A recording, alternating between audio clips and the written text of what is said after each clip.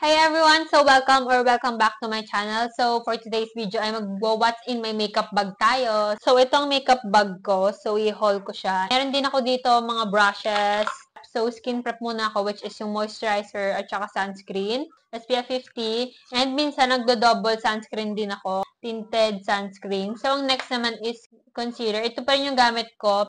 Ang next naman ay ito naman yung Velvet Lip Mud. Ang shade niya ay red brown. So, ito yung shade niya, guys. Ganyan. So, ayan. Ayan dati yung lagi kong gamit sa blush on ko. Ngayon kasi may iba na akong ginagamit na blush on which is yung lip tint. Yung shade pala na itong concealer ay 04. Swatch din natin siya, guys. Here. So, ayan. Itong eyeshadow palette ko rin na, as you can see, gamit na gamit ko rin kasi para lang siyang bronzer yung kulay niya. Kaya perfect siya dito sa aking ano. And itong brush pala yung ginagamit ko. Yan, ginagamit ko siya pa ganun. So, ganyan ko. Yung mga lighter color, hindi ko siya ginagamit kasi hindi siya nakikita sa skin tone ko. Itong mga shiny, shimmering, splendid, minsan ginagamit ko siya pag may event. Ito yung madalas kong gamitin dito sa aking middle part sa aking eyelid. Eyeliner, brown eyeliner, which is itong by Focalier. Ang shade niya ay dark brown. Minsan ko lang di siya gamitin. So, ayan, nilalagay ko siya dito sa aking parang may shadow effect. Ayan. Kasi yung ginaganon ko yung siya dyan. Lalagay ako ng black eyeliner by Shower Makeup. Ito, hindi ko to gusto kasi hindi siya matte. Parang nahihirapan din ako dito sa tip niya dahil pabilog siya. Yan, dito pala guys. Yan, medyo shiny pa siya eh. Hindi siya ganun ka-matte. Pag naubos to, bibili ako ng matte eyeliner. Ang bagong bili ko lang is soft eyeliner pencil na nilalagay ko siya dito sa may under eye. Naglalagay ako ng picture dito kung anong itsura niya. Kulang siya sa tasa kasi ayan parang pabilig siya, 'di ba? So, i-swatch natin siya, guys. Ayan. Ayan. Sa kilay ko, ang madalas ko lang nagamit is Pro Styling Soap. Nagamit kong brush sa kanya. Ayan, nilalagay ko lang siya dyan. Just ibabrush-brush ko lang siya para maayos siya. Suklay-suklayin ko lang siya. Kailangan ko ng para sa aking eyelashes, mapainit ang aking mascara. Make sure ko na hindi siya ganun kainit. Siyempre, pag mainit, masusunog yung mata ko. Magmamascara na ako, which is itong Shawil, waterproof and long-lasting. And yes, long-lasting naman siya. Lip liner, ito yung madalas kong gamit by Kylie Jenner. So, ito yung shade niya. Gusto ko to kasi pink and parang ano lang siya. My Lips But Better shade. Ganyan ang kanyang color. Ayan. By the way, guys, meron pala akong lipstick. Lipstick lang ang makeup ko ngayon. Kinukulayan ko dito yung outer part ng lips ko para malinis siyang tignan. And dito naman tayo sa mga lippies. Meron akong 4 lip products.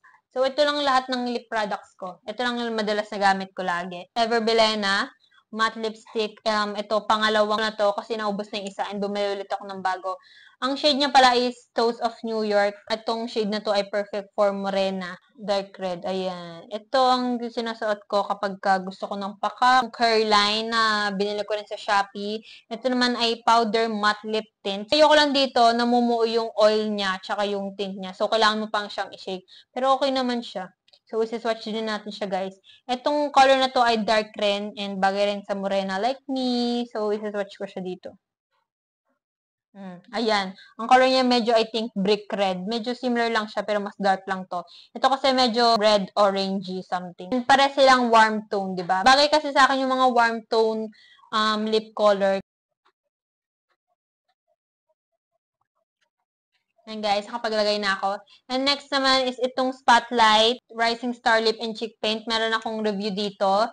And hindi ko pala nasabi dun sa review na yun is ito hindi to long lasting. After ilang minutes lang, kahit nagsasalita ka lang, mabilis lang siya matanggal. Gusto ko yung shade niya kasi para lang siyang kakulay ng lips ko. Ayan. O, di ba pare-pares lang yung mga kulay ng lip product ko? Pare-pares lang ganyan. So, Serum Clear Gloss. Dati gustong-gusto kong bumili ng lip gloss kasi Careline. Maganda naman siya kasi medyo may tint rin siya ng pinkish. Clear gloss lang siya, pero may pagka-shade ba rin siya ng pink. Gusto ko dito, hindi siya malagkit. So, I like it. Dr. Sensitive All Day No Sebum Blur Powder. Ito gusto ko tong ano na to kasi blur effect. May blur effect siya and parang soft and smooth yung ano ko. So, ganyan ang ano niya sa loob. Nakakaset rin naman siya ng makeup. Ito na yung ginagamit ko and maganda siya, guys. I recommend this. Ang shade ko pala ay 2. beauty blender. So, ayan, meron akong 3. Nalaban ko na to one time, pero ngayon, hindi ko pa uli siya nalalaban, kaya medyo dirty-dirty pa siya, sis. Last step of makeup is itong Dazzle Me Get in Grip na setting spray. Maganda rin to para mag-set yung makeup mo, para maging long-lasting, and oil control, and fine mist. So, ayun. Hindi ko pa siya naubos kasi minsan lang din ako magganito. Mga brushes ko. Ito, for blush on, pangtanggal sa bake ko. Ito, pang eyebrow. And ito, for eyes. And yung iba for eyes na rin. Ito is for my under eye, pang ganun sa dark. Powder blush here. Na matagal ko na rin to. Pero ginagamit ko pa rin kapag gusto kong gumamit ng powder blush. So, ginagamit ko pa rin siya. Yung mga nandito naman na part is mga eye makeup like mascara na hindi ko ginagamit. Kasi hindi pa siya ubos. Kaya parang nanghinayang pa akong itapon yung iba dyan. Pero ito castor oil ko pangpahaba kasi hindi ko lang parang wala siyang effect. And ito mga lip liner by Kylie Jenner din. And ito dark. Ito hindi ko ginagamit kasi it's too light for my lips.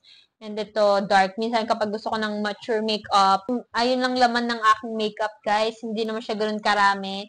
And ito na pala lahat kapag hindi ko gusto, inuubos ko siya tapos hindi na ako bibili nun. So ito lang yung mga makeup ko. I'm very minimalistic. And so, ayun lang yung what's in my bag ko. Sana nag-enjoy kayo. And don't forget to like, comment, and subscribe to my YouTube channel. Bye-bye!